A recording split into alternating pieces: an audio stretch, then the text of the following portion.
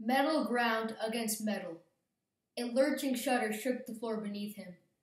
He fell down at the sudden movement and shuffled backward on his hands and feet. Drops of sweat beating on his forehead despite the cool air. His back struck a hard metal wall. He slid along it until he hit the corner of the room. Sinking to the floor, he pulled his legs up tight against his body, hoping his eyes would soon adjust to the darkness. With another jolt, the room jerked upward like an old lift in a mine shaft. Hello, my name is Thomas, and I am the main character of The Maze Runner by James Dashner, and at this point, that is pretty much all I can remember. One day, I was brought up to a huge ancient square with 40-foot concrete walls on all sides of me. The people that are there call it the Glade. So far, my only friends are Chuck and Albie, and frankly, they're the only ones that have my back.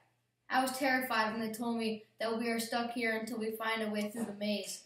They told me that the maze changes every night, so it is impossible to get out. Also, it's guarded by monsters that they call the Grievers, which makes it even more harder to escape.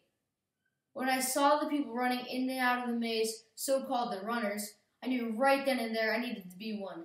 And when Albie told me that I can go in the maze, I was so excited. But a couple days later, everything goes wrong, and the rest of us that want to find a way out go in one last time, and all of our lives change forever. I think that my story is a great book, not because it's all about me, but because it shows what people will do to other humans for their own good.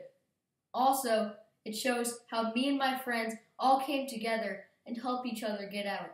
My story also shows why you need friends and people you can trust to have your back, or else you won't reach your goals. Overall, my book was adventurous, frightening, and exciting, so I think all 7th graders should love and read this book.